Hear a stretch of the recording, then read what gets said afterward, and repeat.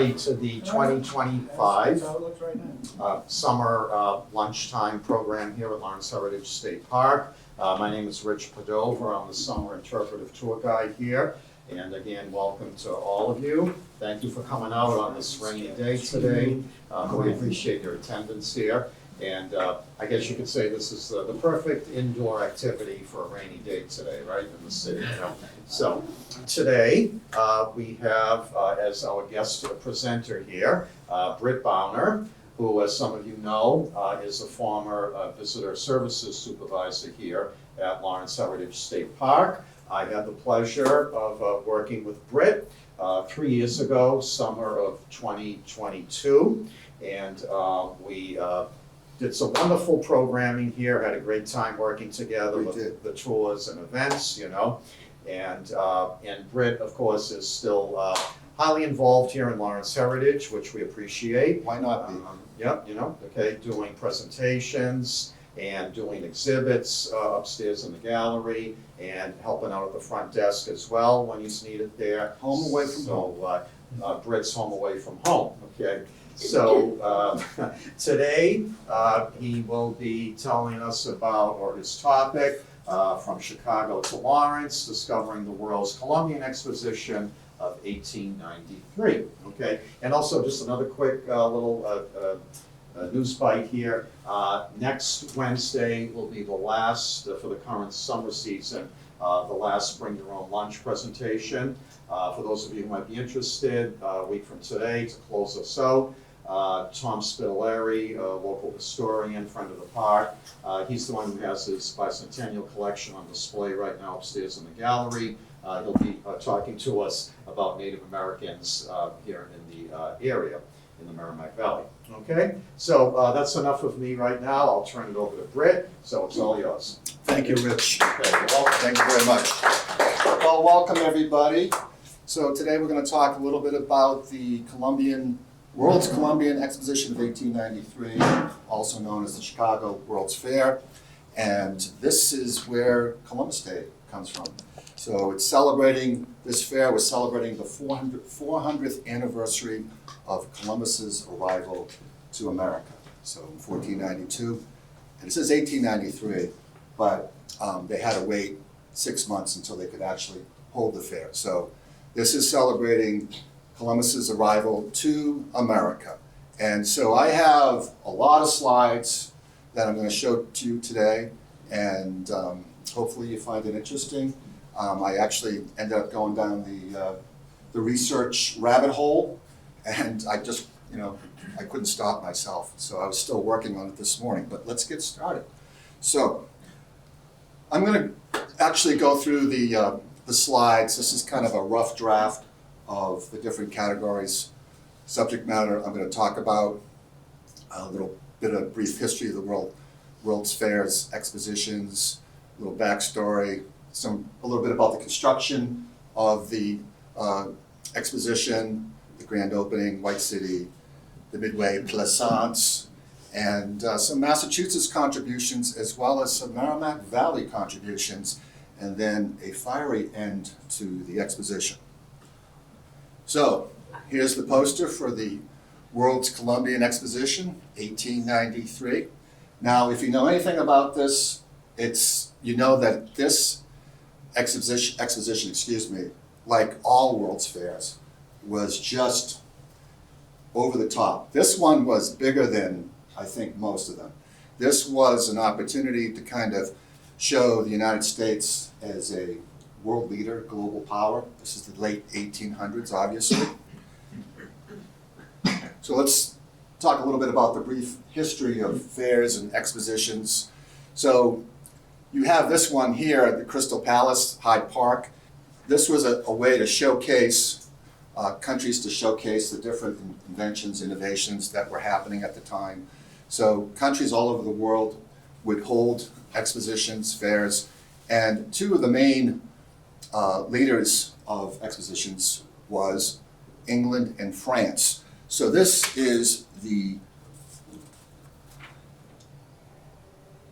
Great Exposition of 1851, and this was an opportunity for Great Britain to sort of show off their inventions, what they were doing in the country, and to get people to come to their country to spend money. This exhibit right here is Charles Goodyear. You're probably familiar with him. Charles Goodyear was the inventor of vulcanized rubber, and he was actually at both this fair in 1851 and the 1854 fair, which was held at the Crystal Palace. And unfortunately, Mr. Goodyear, after 1854, he died penniless a couple of years later.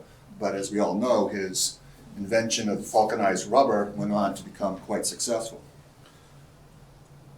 So France was a big competitor with England, and they had roughly about, well, they had 5 different fairs throughout the 19th century. And this is the one from, anyway, this was like 1867, something like that. But England and France would compete with each other for fairs, and like who could have the bigger and better fair. So you see that, also with the United States and other countries. Each country just kept trying to top the other country as time went on. Fairs are still going on. They've never stopped. There's one going on right now in Japan, in Osaka, and these are some of the exhibits at that particular. You can go over there right now and catch a plane and check it out. So this is the 1889 Exposition Universelle. This is in Paris. This is where the Eiffel Tower was first introduced. And this head of the Statue of Liberty kind of threw me off because this is 1889, and actually the Statue of Liberty was unveiled in 1886. So I was kind of confused about that. But as it turns out, this was a replica of the Statue of Liberty head that was sent by some expats to France to honor the Exposition Universelle of 1889. So let's talk about Chicago and sort of the impetus for why they wanted to hold a World's Fair. Well, we're going to start with the fire in Chicago of 1871, which destroyed much of the south side of Chicago. You have some stats here where it says the fire killed approximately 300 people, destroyed roughly about 3.3 miles, 17,000 structures, and left roughly about 100,000 people homeless. And a common myth is that you hear that it was Mrs. O'Leary's cow that tipped over a lantern. Yeah. And although the fire did start in that general area, there's never been any evidence to prove that the cow actually kicked over the lantern.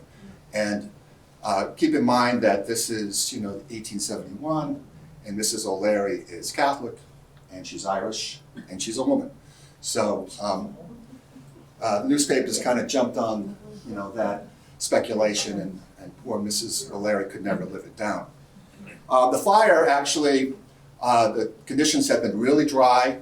There was a strong wind, so it was hard to contain the fire, and so it caused a lot of devastation. This is the Great Fire in Boston of 1872 that burned down most of the financial district.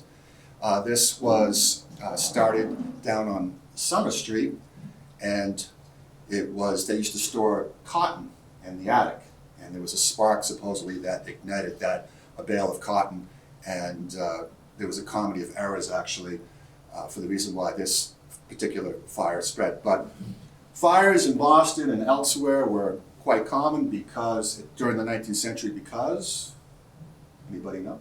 Wooden construction. Wooden construction, shingles, tar paper, all these flammable materials, plus they, again, stored materials in these places that were highly combustible. Location, location, location. So, Chicago Fair of 1893 was one of the inspirations was the International Exhibition in Philadelphia in 1876. Now, this was celebrating the 100th anniversary of the 1776, the founding of the United States, and this was an exhibit that was basically contained in a couple of small buildings, not small buildings, but in a smaller area. So again, we have the Statue of Liberty hand holding the torch, but again, keep in mind that this is 1876, so this is 10 years before 1886. So another piece of the Statue of Liberty found in other places, scattered all over the place. And the reason why this hand with a torch was at this centennial is because, anybody know? Fundraising. Exactly. Huh. Jim, you know all the answers. I was gonna say. It was fundraising. They were trying to raise money for the Statue of Liberty, and it took a long time for them to raise money for the pedestal, which was quite expensive. Okay, back to location. We have, again, Chicago seems to be a good central location. This is where the exposition was held, south side of Chicago, the tip of Lake Michigan. This is the area right here with the red circle. Central location. But it wasn't easy because you had a couple of different places that were fighting over the 1893 Chicago World's Fair. There was St. Louis, there was Washington, D.C., there was New York. A lot of competition with New York. New York really wanted it. They had some very wealthy backers who wanted the fair in New York. So it was a contest between Chicago and New York. These are three of the main architects. Daniel Burnham, he was the chief architect, so he oversaw everything. And then this gentleman here, you may be familiar with him, Frederick Law Olmsted. I gave a presentation on him last year. And the more you read about Frederick Law Olmsted, once again, he's everywhere. And he was involved with the fair. His company, as well as his sons, were very involved. And this is 1893, and in less than 10 years, Olmsted would die. And then you had Charles B. Atwood, who was an assistant, was an architect, but he was part of the team. And Charles Atwood would die shortly after the fair. And Burnham had an assistant, his name was John Root, who was a partner of his in his firm, and unfortunately he passed away a couple of years before the fair got off the ground. So maybe you didn't want to be part of the fair, because you might be risking your life. Olmsted was also involved He was, yes. in the establishment of the North Column. Yep, his sons were, yep. So this is part of the other team that worked on the, I'm calling it the fair so I don't have to go through the Columbian World's Exposition. And this is a team, these are the most famous architects of their time. These gentlemen all were very prominent in their craft, and then some of their buildings, they built some of the buildings at the World's Fair, as we will see. Let's see what else we got here. So, part of the plan for Chicago was that, now, I forgot to mention that Chicago ended up winning over New York, and this vote had to go before Congress. And there were 8 rounds of balloting before Chicago actually won the majority to host the fair. And so, again, one of the reasons why they wanted the fair was, there were several reasons. One was that it was centrally located. It was going to give very good exposure to the city of Chicago, and also they took a lot of pride in their city.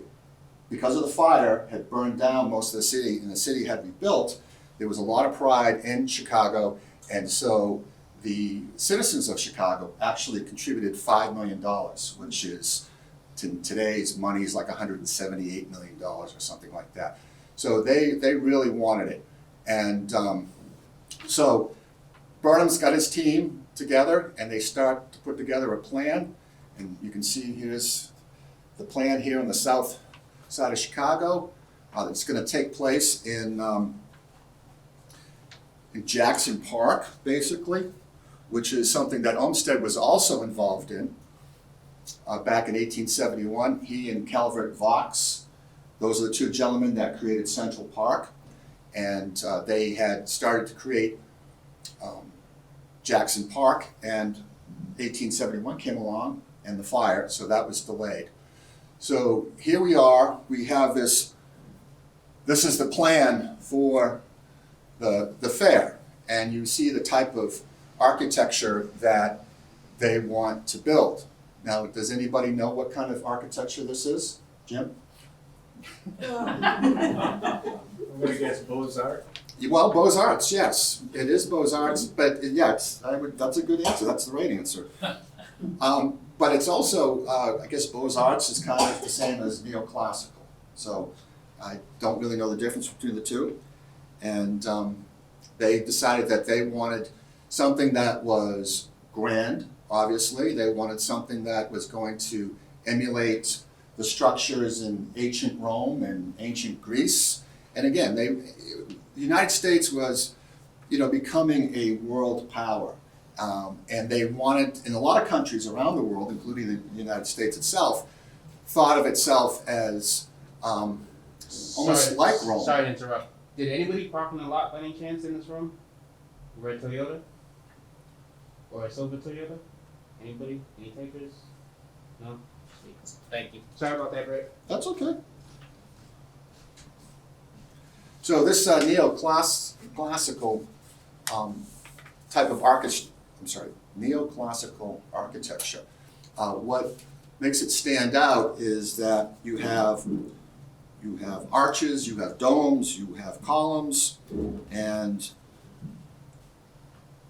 you notice that a lot of these structures also are white. Now, we'll learn a little bit about that later on. Now, they decided that they were going to build buildings. These buildings actually were pretty much around the Great Basin, which I will talk about in a short while. But 20 countries and 39 states were all represented by pavilions at the fair.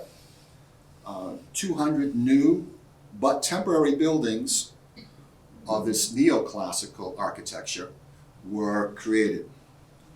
And 46 nations participated in the fair. Anybody recognize this building? It is, the Lawrence Post. Well, this is actually is this the Mason. It's the Mason, right? This is no, I got the wrong building, yeah. The reason why I have this slide here is that right after the fair, this architecture took over, the Beaux-Arts, the neoclassical architecture, and government buildings, banks, libraries, all started building in this style. Now the temple, which it was originally called, is the current home of the Lawrence United Lodge. This was dedicated on April 16th, 1923, and I think this is an example of neoclassical architecture. Wouldn't you agree? That was originally going to be the courthouse, the new courthouse, and it was done by George Adams, Yes. a local architect. Yep, and he's got buildings all over the place. In Lawrence's. Courthouse, Yes, library. yep. So this is a plan for the fair, and you can see where they already mapped out different locations for the buildings. There's a fisheries building, there's the art gallery, various buildings scattered about. This is a lot different than the exposition in Philadelphia in 1876. Okay, now I point out this particular structure because as they were planning the buildings, this structure right here never ended up being completed. And so you see the other layout of the buildings there, but in the actual fair itself, it doesn't exist. So this is a long pier. Now up there, that little piece of water there, it's a piece of water. Basin, that's what it's called the Great Basin. This is all lining Lake Michigan, by the way. That large building right there, that is the manufacturer's building. We'll talk about that in a few slides. So this is the layout of the fair. And you notice that you have these large buildings here, and then as you go north, you have smaller buildings. Now, the smaller buildings were states and countries. The larger buildings to the south that encircled the Great Basin, these were buildings, again, that were devoted to various subject matter, machinery, agriculture, transportation.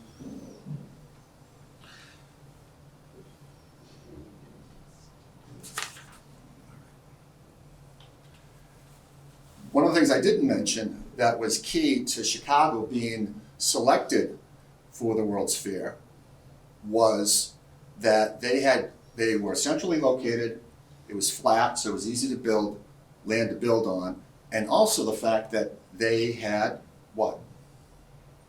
Jim? Railroads. Railroads, yes! So here's a terminal right here, going right in, leading right into the fair. There's another one there, and that circle up there on the left. And then, of course, this pier right here down on the right, which I'll talk about a little bit. So yes, the transportation, the access to the World's Fair was quite easy, and people came from all over the country by rail to see the World's Fair. And also, there were some folks who came by boat. And here you have World's Fair boat line, different boat lines here, and there's more roads and tracks leading into the fair. The organizers wanted to make sure that access was easy. Now, this thing here is interesting. This is a first of its kind. This is the first moving walkway, and it's called the Great Wharf Moving Sidewalk. It had two different divisions, one where passengers were seated and one where riders could stand or walk. So yes, this is the first of its kind, and unfortunately, it didn't work very well. It often broke down, but it looks nice. It's kind of cool. This is during its construction, and this is when it was supposedly up and running occasionally. Okay, let's talk about the construction of the World's Fair. So what we have here is we have some pilings that had to be drilled into the, a lot of it was swamp, by the way. So some of it, well, it had to be drained, and then they had to drive pilings into the swamp, and so that they could have, create a foundation. And these structures, by the way, most of them were temporary. So they would have like an iron housing made out of iron, wood, and then they would cover it, which I find this is really interesting. They would cover it with this fabric. Anybody know what this is? What? It's jute. Same thing? Yeah. It's not hemp, I know that. So they would cover it with this fabric, and so all of the buildings, most of the buildings were covered with this particular fabric. So the fair was designed to be temporary. What is it? Oh, I think so.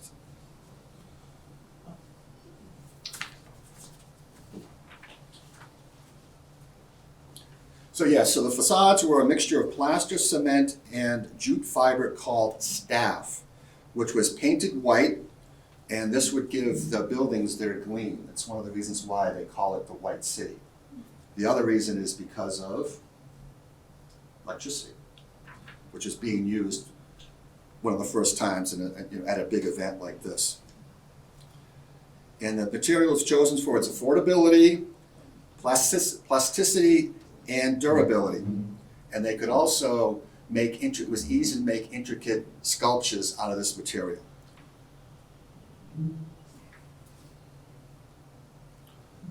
So there's more construction. And I found this little tidbit interesting. Because this fair was under a very tight deadline, 1890 to 1893, so they had to build this large exposition in a short amount of time. So during the last couple of months, they were rushing to get it done. And one of the reasons that it's remained white is that they didn't have enough time to paint the buildings. So it was fortunate for them that it turned out in a positive way, because everybody knows it as the White City, and it actually, people were quite impressed. So if they had added paint to it, then maybe it wouldn't have been quite as nice as it turned out to be. But because they were in such a rush to finish this, Burnham, with the help of art instructor Laredo Taft, he hired a group of talented women, young sculptors, to help finish some of the sculptural details on the buildings. And they were known as the White Rabbits. And that's because, according to someone heard Burnham say, I'll hire anyone. What do you say? Hire anyone, even white rabbits, if they'll do the work. So the women were dubbed the White Rabbits. And unfortunately, women at the time didn't have a lot of opportunity to participate in these projects. But thanks to the White Rabbits, this project got done. There's another picture of the building being spray painted here. This was one of the first times that spray paint was actually used. So instead of using a brush, they came up with this method of using spray paint. Now, Daniel Burnham replaced the fair's official director of color design with Francis Davis Millay, a painter, sculptor, and a man who unfortunately would die later on in the Titanic. He's also a local boy. He came up with this mixture of oil and white lead that could be whitewashed on the buildings, and it was used with compressed air, and this sped up the process, obviously. And it was one of the first times that spray paint was used on buildings. Not the first time, but one of the first times. Okay, opening ceremonies, twice. So, anybody know who this is? Know your presidents? I wouldn't know who this guy is. Benjamin Harrison. So in 1890, President Harrison signed the act that officially authorized the world's Columbian Exposition. In December 1890, Harrison issued a proclamation officially announcing the opening date would be May 1st, 1893. The dedication ceremonies for the fair were held on October 21st, 1892. But the fairgrounds were not open to the public until May 1st, 1893, like I said. And it would run until October 31st, 1893. But he would not be the president in 1893. Anybody know who the president would be? Grover Cleveland. He would be entering for a second term, non-consecutive term, which... Sounds familiar. Yep. Again, like I said, he'd also, well, I didn't say this, he'd been at the unveiling of the Statue of Liberty in 1886. So 1893, May 1st, 1893 rolls around, and you got this guy, Grover Cleveland, and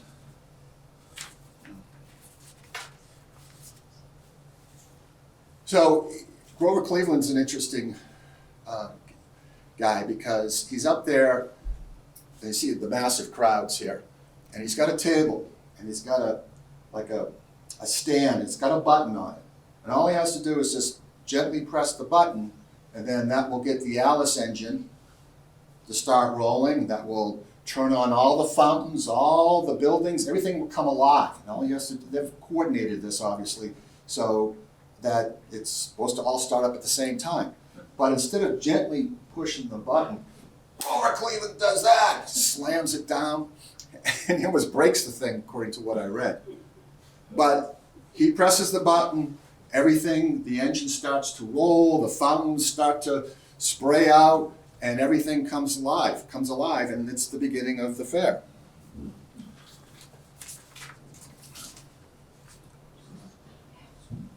Yep, here's the button box here. There's him up there. You can see the box maybe over there. It's like kind of looks like a stack of books. And this is the Alice dynamo that gets the whole thing going. But there was other machines as well, that not just this one. It was a whole big building devoted to power. Okay. This is the ticket to the World's Fair. Tickets were 50 cents. In today's dollars, that's $17.50. And children under 12, 25 cents. Children under 6 got in free. There was over 65,000 exhibits at the fair. Controversy at the fair, one of many. The fair was closed on Sundays, and that caused a riot when people showed up and the fair was closed. And so, because people worked how many days a week back then? 6. And what day did you have off? Sunday. So people were showing up on Sunday, and the fair was closed. There was a riot, and the Board of Managers quickly realized that this was going to put a big dent in their revenues, so they went to court. They got a ruling that because it was a public park, that could change admission to the grounds on Sunday. But no machines could operate, and most of the exhibits remained closed. So you notice that you have the different presidents on the tickets. Native American up there, Washington. Now, because this was an opportunity to make some money, there was also an opportunity for exploitation. So you had many places which they were overcharging. They had lodgings that were inferior, but you had so many people, you had such a crush of people coming into Chicago to see this that you could take advantage of people if you wanted to. Now, anybody ever read this book, The Devil in the White City? One of the most harrowing books I have ever read. And this tells a story about, it's actually a parallel story. So there's the macro version of the fair itself and the backstory and the history, etc. And then you also have this, as Eric Larson usually does, he has this other parallel story about the serial killer, H.H. Holmes,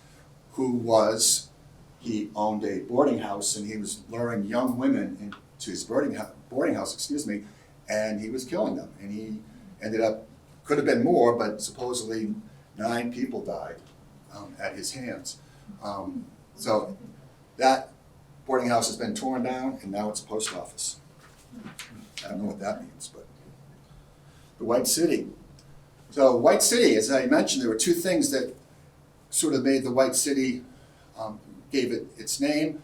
One was the white stucco, because it was white, and the other one, of course, was electricity that lit up the city at night. This is its location. These are the big buildings. This is the basin, called the Great Basin.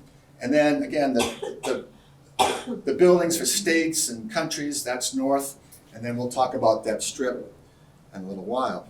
So there's the Great Basin, and that's located right there. Spectacular. Have you ever seen pictures of it? Look at this. I mean, it looks like you're in Rome or ancient Greece, perhaps. I don't know. But this was something that, a lot of dredging. There were underground pipes all over the place that helped feed these various basins, lagoons, etc.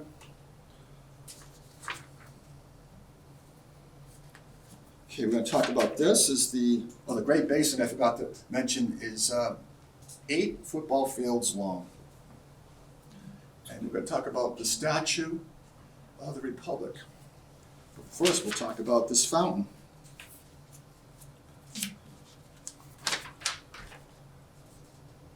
This is, here it is.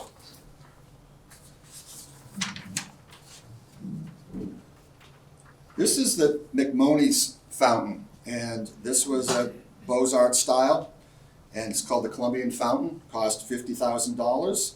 It was created by Frederick McMoney's, and what you have is a lot of symbolism. You have Columbia in the front, sat in a barge of state drawn by seahorses, guided by symbolic figures.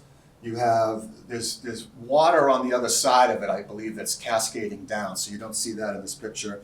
But it's being oared by the arts and industries and steered by Father Time, who had improvised his scythe into a helm.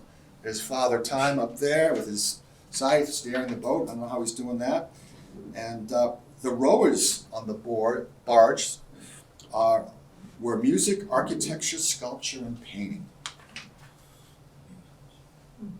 So here's Olmsted, and he created this place in the middle of this lagoon. It's called Wooded Island, and he wanted to create something that was sort of to counteract the hustle and bustle of the fair. There was just massive crowds, so that you could go to this wooded island supposedly to escape, find a quieting influence, and to counteract the artificial grandeur. He bought over 1 million plants to place all around the fair. 100,000 willows were planted along the shores of the lagoons, and 140,000 other aquatic plants, largely native, and as well as Japanese irises, and 285,000 ferns and other herbaceous plants. Due to the panic of 1893 and the project's tight schedule, plant nurseries didn't have a lot of stock, so Olmsted ended up getting a lot of his material from local nurseries. So, anybody recognize this here at the top left? What that's from? It's the Wizard of Oz. Wizard of Oz was inspired by the White City. So here we are. We have overlooking the White City, the Great Basin, and then you have this up in the left-hand corner, which has a similar look. You know, the tops, the domes, etc., kind of resemble what you see in this photograph here. So a little bit of background to L. Frank Baum. He got a job at the Chicago Evening Post, and he was on the Evening Post, and they ran a story about Thomas Edison, who's this guy up here, and who was at the fair as well. Had a lot of different inventions. And they called him in the article, they called him the Wizard of Menlo Park. And of course, 1900, at age 44, Baum published his book, The Wonderful Wizard of Oz. Grand buildings. All right, these are some of the grand buildings. Again, these buildings are made with stucco. I mean, they're not intended to last, but you wish that a building like that would last. At least I would. So this particular building is the Hall of Electricity building. So this is built by one of those architects that I showed at the very beginning. And although electricity had been around for a while, people going to the fair were experiencing electricity for the first time in various uses, being used in all kinds of appliances like washing machines, the light bulb, incubator for chicken eggs. They had an early prototype of the fax machine, and of course, the electric execution chair. These are all featured at the fair. This building is devoted to mining.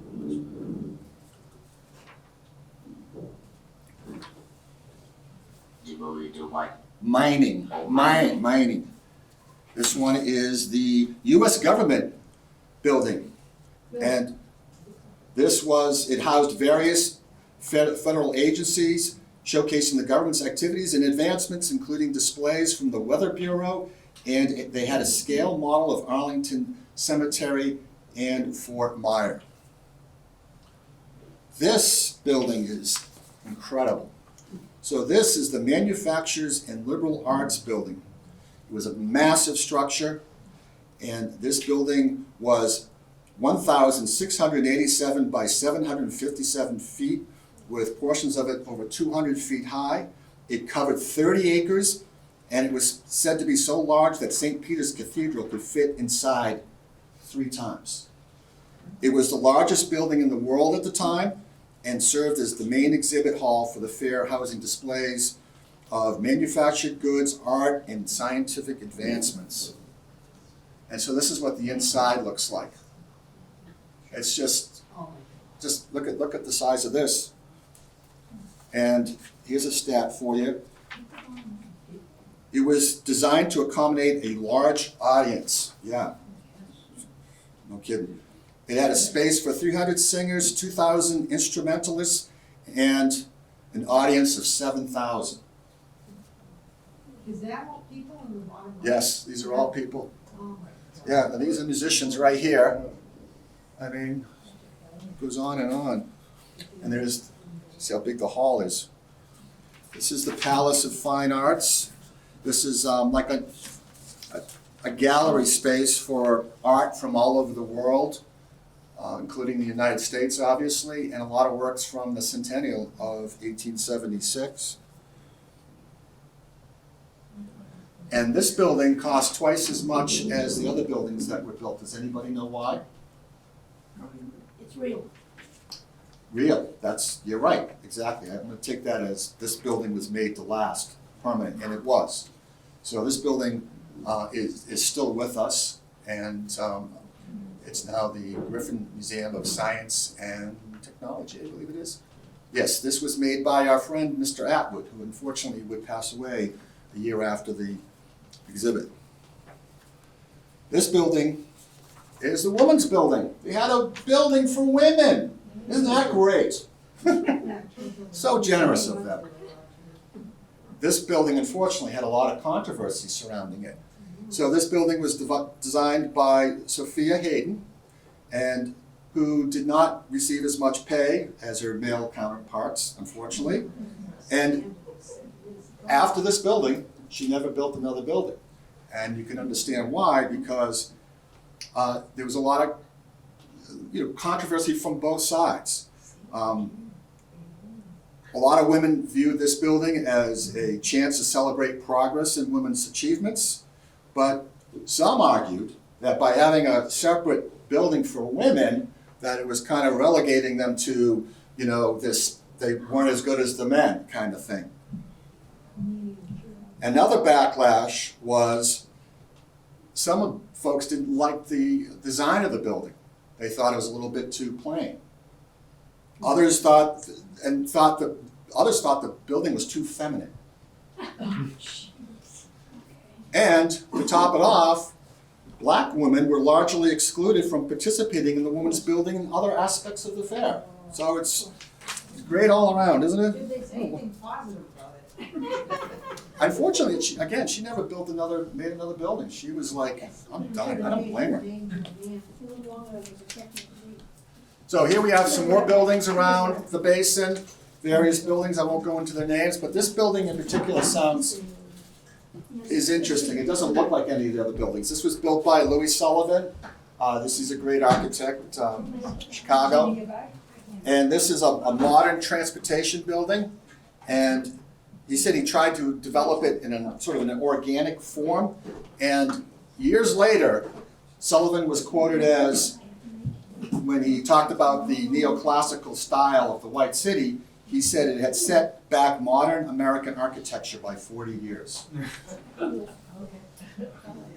These are some of the exhibits. There's, again, over 60,000 different exhibits, but these two here, this is the Yerkes, I think I got that right, telescope, one of the largest in the world at the time, 43 feet high and weighed 50 tons. Then you had the Columbian Liberty Bell.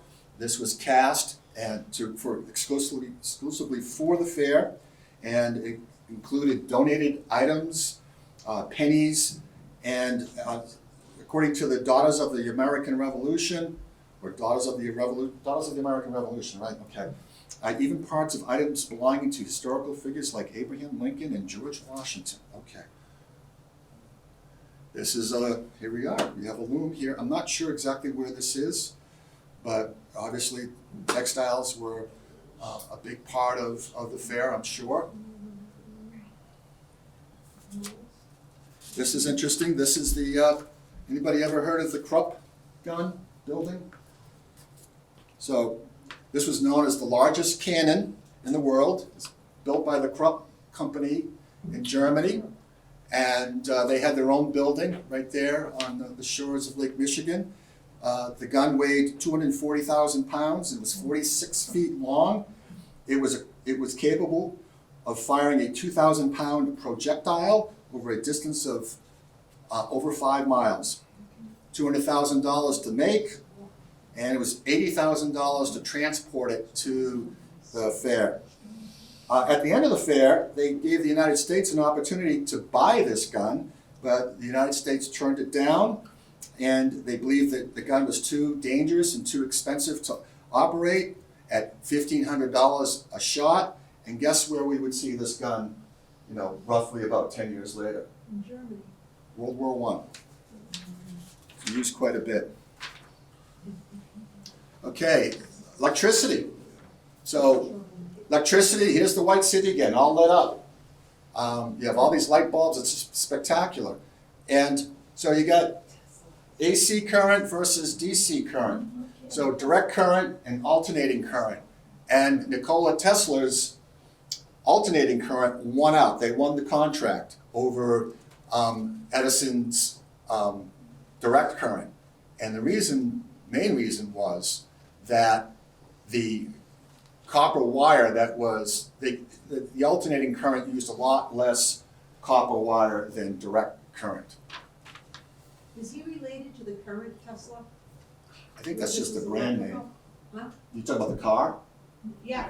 I think it's just it's the brand name, I isn't it? think they named the car company after him, Right. Yeah, Okay. yeah. because he was a revolutionary thinker. So 160,000 light bulbs.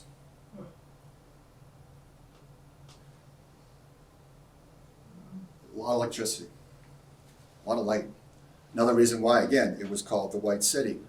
This is where you had a lot of the power coming from. This is Westinghouse. This is in the Electricity Hall, I believe.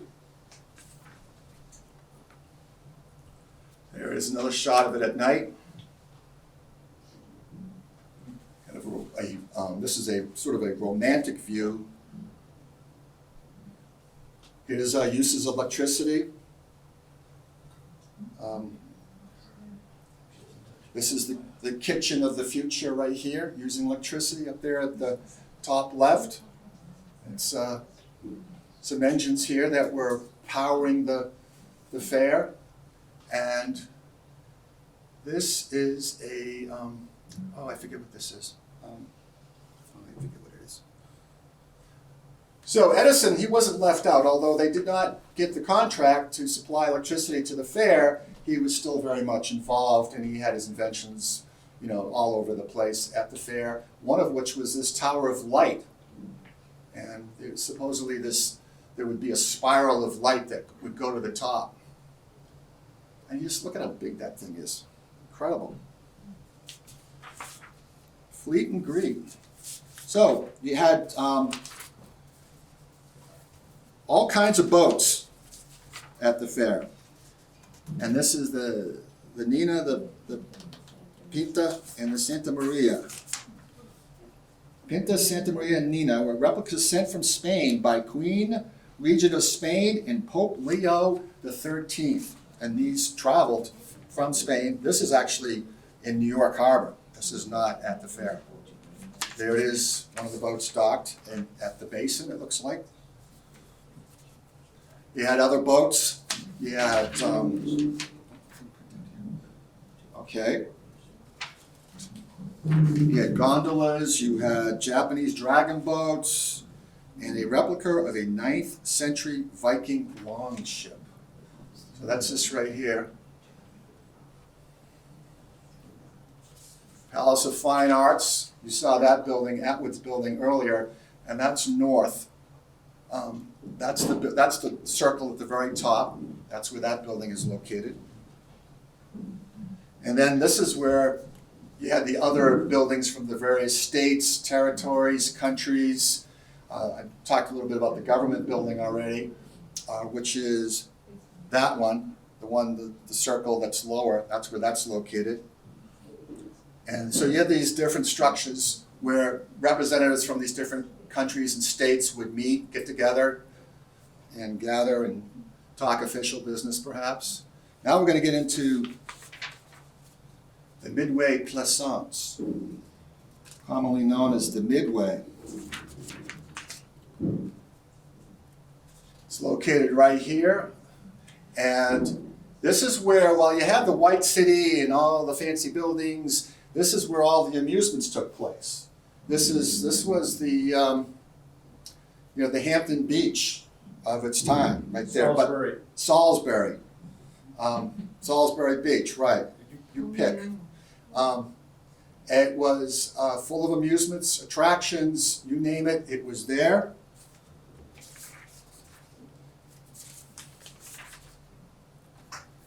Here's a view of the Midway. Now, can anybody, not you, Jim, can anybody guess where these photos were taken from? Ferris Wheel. The Ferris Wheel, exactly. George. So here we are. We're up on the Ferris Wheel. Look at the view. Oh, This was one of the first times, or the first time for many people, who had ever been this high in the air. Yes, the Ferris Wheel, Charles Ferris. He came up with the idea. Oh, he actually didn't come up with the idea, according to what I found. He built the thing, but actually Burnham had come up with the idea. He says, hey, we need some kind of, I don't know, monumental wheel. So he gave the idea to Ferris, and Ferris, through many iterations, finally came up with this thing, which is incredible. The Ferris wheel cost $385,000, which is, I don't know what the dollars in today's amount would be, but it's a lot of money. It had an enormous axle, and it was powered by a 1,000 horsepower steam engine. It cost 50 cents for 2 revolutions. So again, $17.50 in today's money. And it was, again, one of the first times that fairgoers had ever been up this high in the air. And it was also in the 1904 St. Louis Fair. And then after that, unfortunately, they couldn't save it, and it was dynamited and sold off for scrap. It This was, is where- by the way, if you don't mind going back to the Ferris wheel, if you look at the cars on the lower left photo, each one could take like 40 people. Yes, I And got this thing was huge, Yeah, I thought I had that. like 40 oh, in one of those. Yes, Jim, I think I have that in my next slide here. Are they seated or standing? And it was huge. Yeah, it was 40 people, Oh, and I actually did the math here, but I don't know if I have it. Look at these notes here. I gotta get rid of this paper.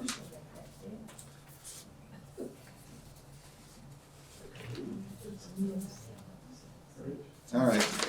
Yes, it held 40 people, and there were, I think, 36 cars. And so at one time, you could have over like 2,200 people on the Ferris wheel. And I watched a video of it. It moved super slow.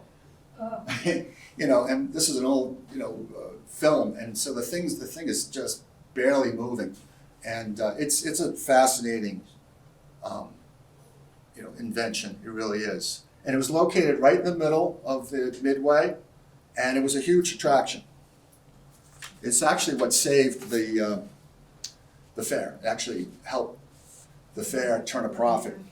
Now, these are some ideas before the Ferris Wheel, and I find these really fascinating. So from left to right, you have, actually I should mention that Eiffel, they wanted to, one of the ideas behind the World's Fair, one of the main goals was that they wanted to build some sort of structure that was higher than Eiffel Tower from 1889. And so they were looking for ideas, and Eiffel actually approached them with this idea of building this large tower made out of logs or something like that. But the organizers, they wanted someone from the United States to build it. So you had these ideas. You had the Columbus Monument on the left, designed by Spaniard Alberto de Palacio, and then you have the one in the middle. This is the Columbus Tower, and there's a little image of the Eiffel Tower, which shows how tall the Eiffel Tower is, and then it shows obviously it's surpassing the Eiffel Tower, so it's much taller. And then you have this one here. This one, who made this one here? Oh, that's the Monumental Arch. And that was supposed to be 3 times taller than the Eiffel Tower. And then this one is actually a satire from Puck magazine, making fun of the race for height. Okay, Village of Culture. So along the Midway, you have these various villages where these people from all parts of the world had come to sort of show off their talents, show what the culture was like. And back then, this was not something that you just go there and enjoy it. But today, I think it might be a little cringeworthy, I guess, because a lot of these folks were, the fair was sort of exploiting these cultures in a way, and kind of dehumanizing them, sort of, and they sort of perpetuating some racial stereotypes, and the point of the villages was to contrast these villages with the magnificent white city. Here's the America white city, and here are the little villages. So there was, today, again, I'm not sure if you would have something like that, but again, there's kind of a little bit of a balance between showcasing cultures as well as exploiting them. So back then, this was something that was commonplace. So you have these different places, Native American village, street in Cairo. Supposedly this is where the belly dance first came on into prominence. And back then they called it the hoochie coochie. That's where that comes from. Again, kind of a derogatory kind of way to.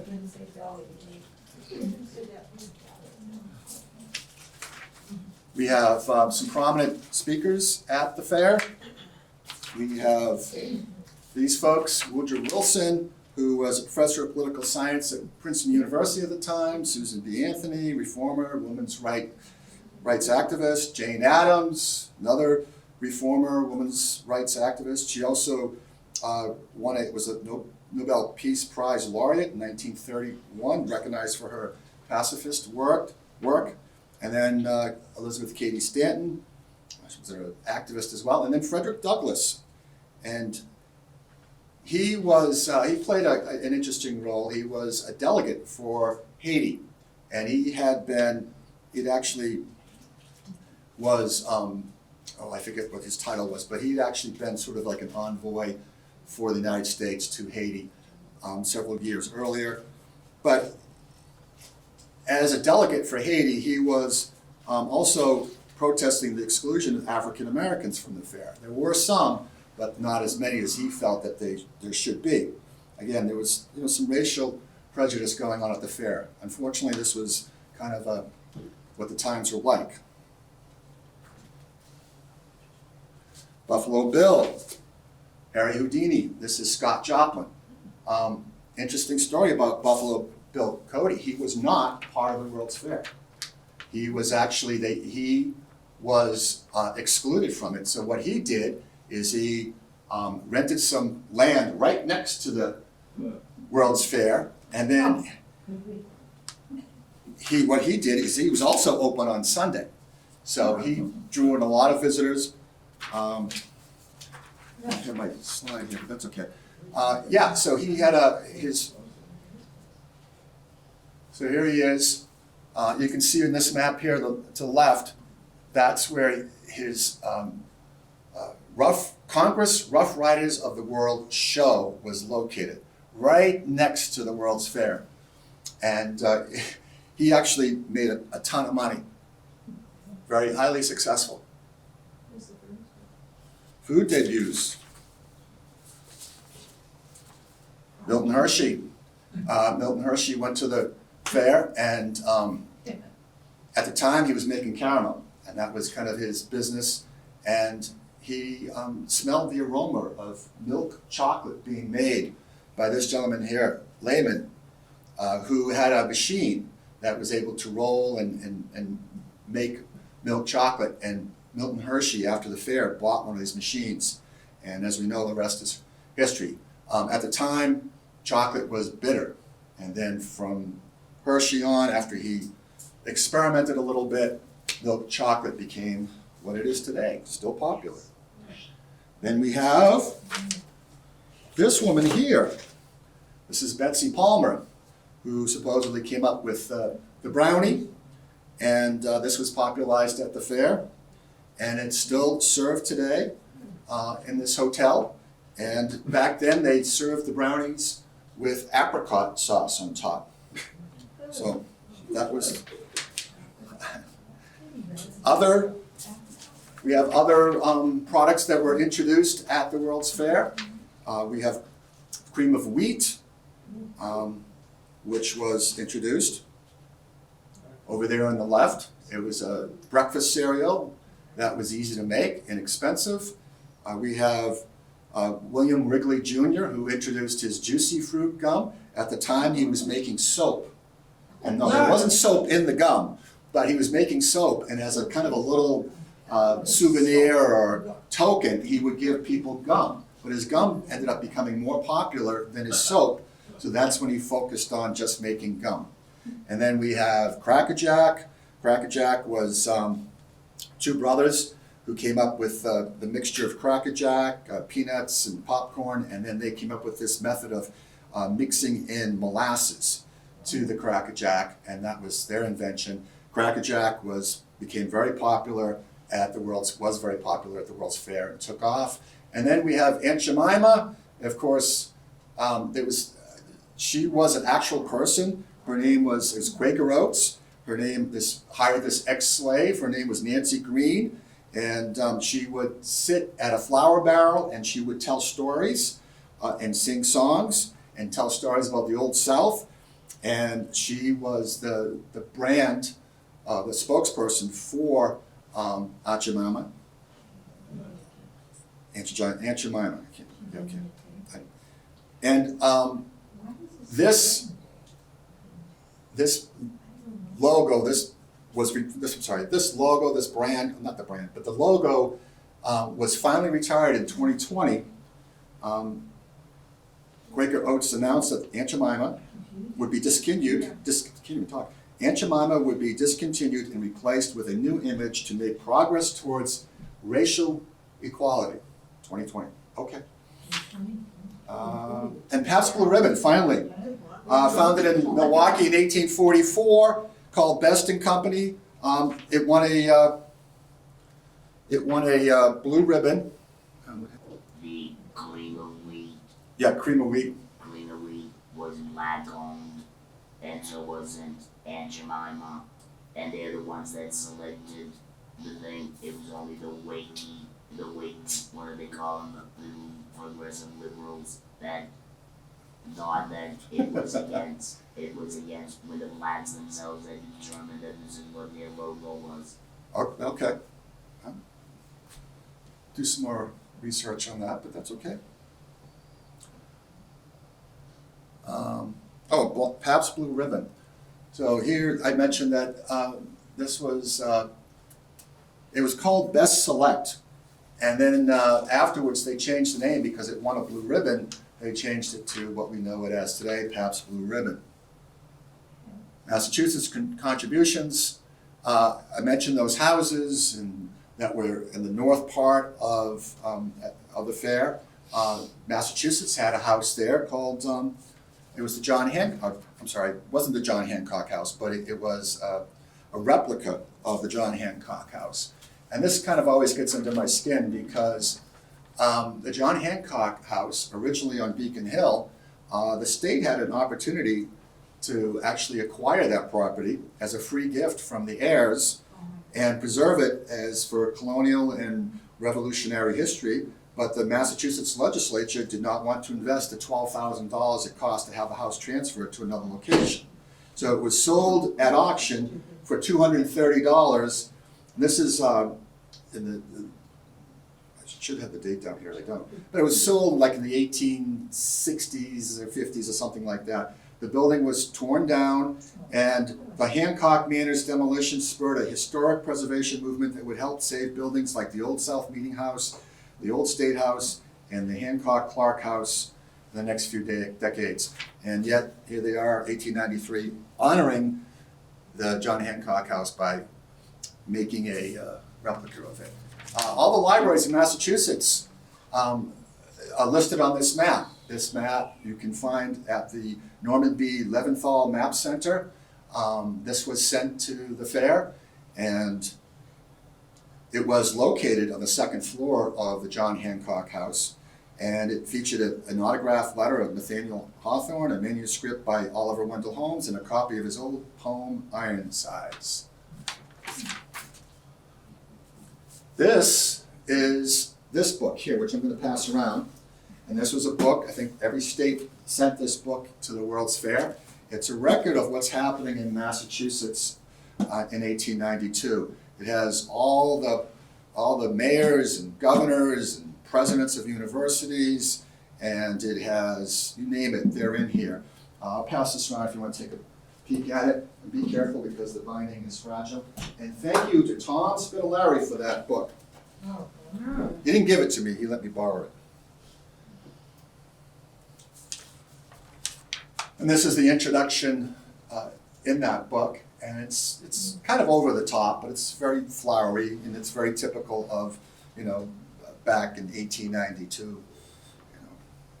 It would have been impossible to achieve the result desired without friendly cooperation and generous support on all sides, and the publishers may say with feelings of utmost pride and pleasure that the public-spirited men of this state as one man have joined hands, on and on. But the nice thing about this, being the liberal that I am, are that women were included as managers for this, but they were designated, they were told that they had to act women, otherwise I'm not sure if they would have been included. This is the Board of Lady Managers of the World's Columbian Exposition, and it oversaw the construction of the controversial women's building in Chicago, and they organized they helped organize it for that particular building. A cookbook with autographed recipes of board members was also issued. The Board of Lady Managers was created by U.S. Congress to see that women were placed upon the juries of award to judge work done by women. Daniel Chester French. So he's a local guy. He was born in Concord. The Minuteman statue that stands next to the North Bridge, that's his first work. He built this statue here, the Statue of the Republic, also called the Golden Lady. And this thing is just magnificent. This was gilded, and you got an eagle on the top, and it's very symbolic, and I don't remember all the symbolism because it's not in my notes, but that's okay. he also contributed this, which was an art piece, a sculpture, that this is currently over at Forest Hill Cemetery. As you walk in, if you look to the left, you'll see this. And a plaster cast of this particular sculpture was at the fair. And let's see if we got some information about it. Yeah. Okay. This is called The Angel of Death in Young Sculptor by Daniel Chester French to mark the grave in Forest Hill Cemetery in Jamaica Plain, Boston. And it's to honor 3 brothers that he knew. I think they were all sculptors, and they all died fairly young, unfortunately. And the plaster cast, as I mentioned, was at the exposition. And a marble version is at the Metropolitan Museum of Art in New York.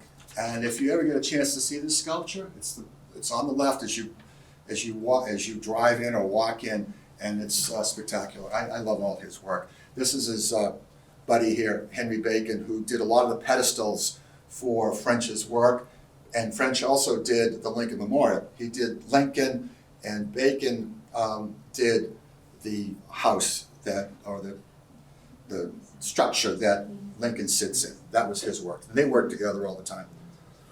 Then we got our friend here. We got Ellen Swallow Richards. She was worked at on the Lawrence Experiment Station. Jim knows a lot more about it than I do probably. She was a pioneer in sanitation and many, many things, water, sanitation.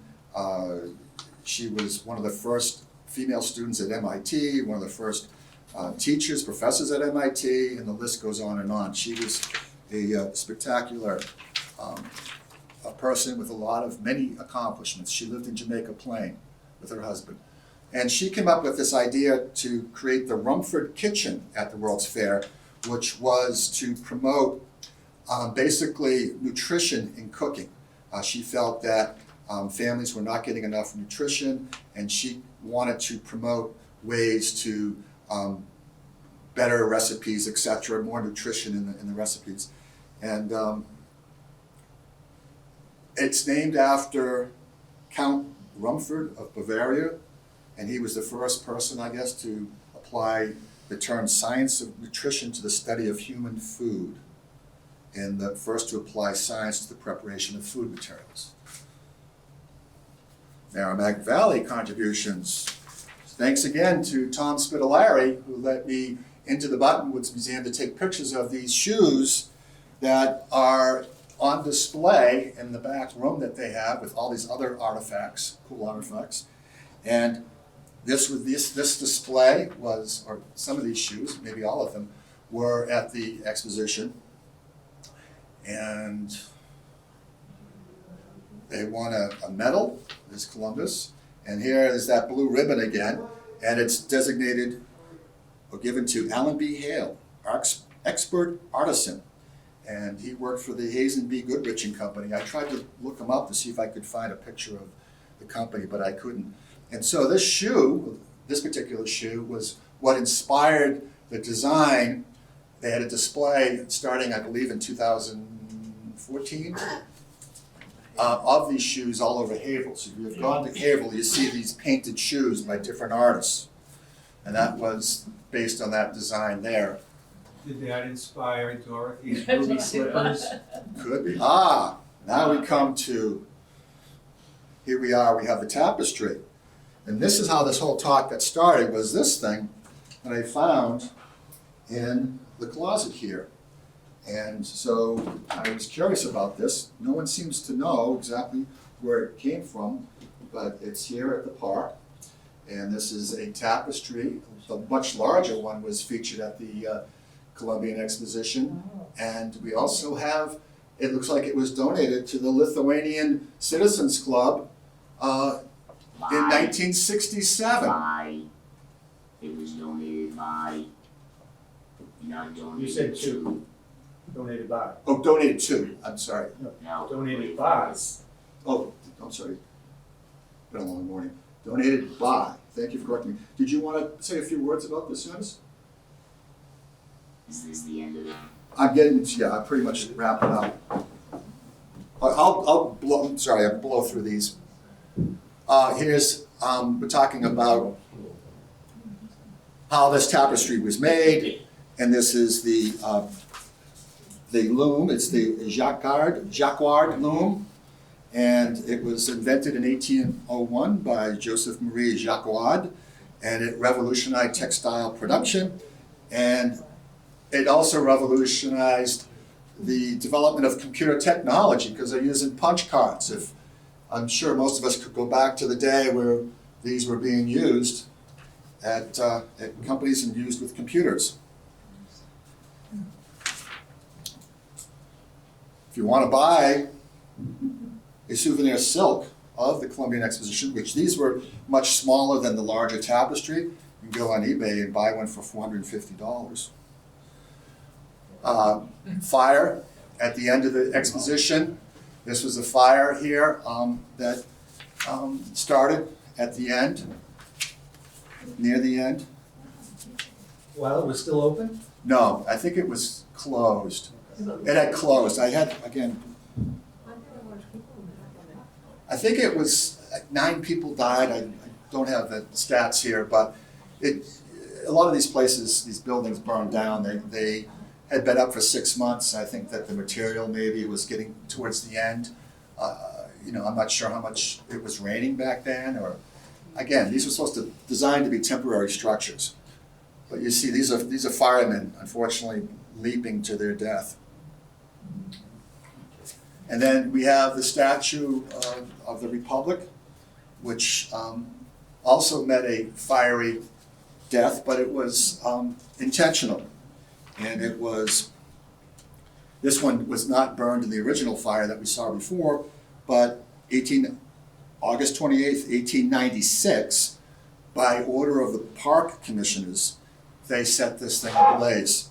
And it took about half an hour for it to burn, and you read newspaper accounts of it burning, and it's kind of horrific in a way. Even though it's a statue, there are flames coming out of its mouth, and the thing is just collapsing. It's kind of sad. Later that year, the Chicago Salvage and Wrecking Company was hired to demolish the rest of the buildings. Once the fair was over and everybody had left, that was it. It was kind of a sad-looking place. Unfortunately, we have another tragedy. Chicago Mayor Carter Harrison III was assassinated at his home on October 28th, 1893, shortly after delivering the closing address at the World's Columbian Exposition. The assassin, Eugene Patrick Prendergast, was a disgruntled office seeker who claimed Harrison had not fulfilled a promise to give him a job. The assassination occurred 2 days prior to the closing of the fair and led to the cancellation of the World's Fair's closing ceremony. And this sort of, if you ever read anything about James Garfield and his assassination, very similar in a disgruntled employee. All right, what remains? We have, as you see here, it's mostly green. All the buildings are long gone. A lot of it is park. We have 3 different things that are still there. We have this building here, which is now, this was the Museum of Science. This is the Gallery of Fine Arts building is now the Griffin Museum of Science and Industry. This is Mr. Atwood's remaining legacy. This is a replica of the Statue of the Republic, the Golden Lady. It's 24 feet high, as opposed to the 65-foot high one at the fair. It was also built by Daniel Chester French, created by Daniel Chester French. And it was erected in 1918 in commemoration of both the 25th anniversary of the exposition and the Illinois statehood centennial. This is Wooded Island. This is Olmsted's, one of his masterpieces. This was neglected for many years, but beginning in 2015, they was able to get funded to bring it back to what it had once looked like. And so that's been done, and this work was completed in 2019. This is what the Midway Plaisance looks like today. That's what it looked like back then. This is it's mostly green space. And being a liberal, I'm still appalled that on July 27, 2016, former President Barack Obama officially selected the park to be the location where his presidential center would be built. The proposal was controversial and was subjected to challenges which took 4 years to resolve. Preservationists objected because the park is historic and is listed on the National Register of Historic Places. In August 2021, the U.S. Supreme Court rejected a request to block the construction, and ground was broken on September 28, 2021. So, I love you, Barack, but I'm sorry. One thing, Disappointed. Britt, in the old photo on the left, on the right side of the Midway, is this huge circular building, which undoubtedly must have been the venue for a cyclorama, a huge Oh, that one right circular there? painting, Yeah, you can see. probably of a Civil War You battle. talking about this? It was Yeah. a Civil War. All right, last slide. Everybody still awake? Jeez, okay, so this is Chicago's flag. And so in the end, the fair cost $28 million. You had roughly about 27 million attend.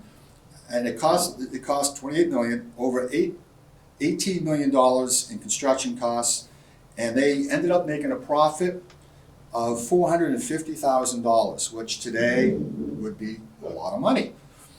40,000 workers were employed for the construction, and not including the folks who worked at the 65,000 exhibits, which proved to be very helpful to these people who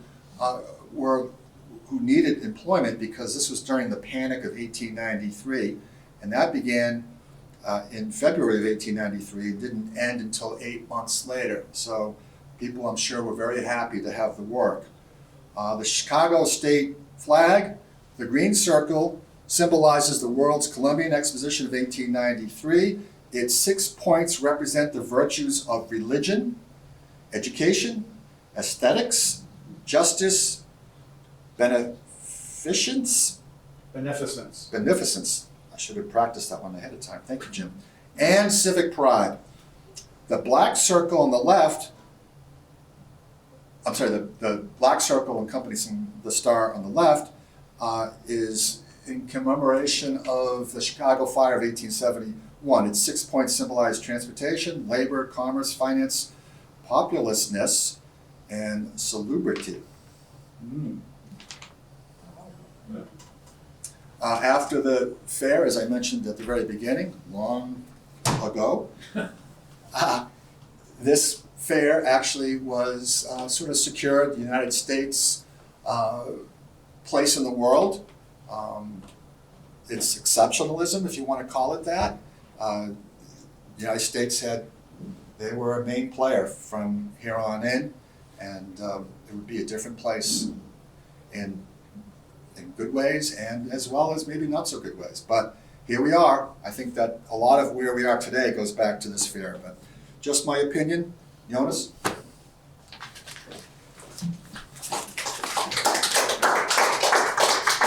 That's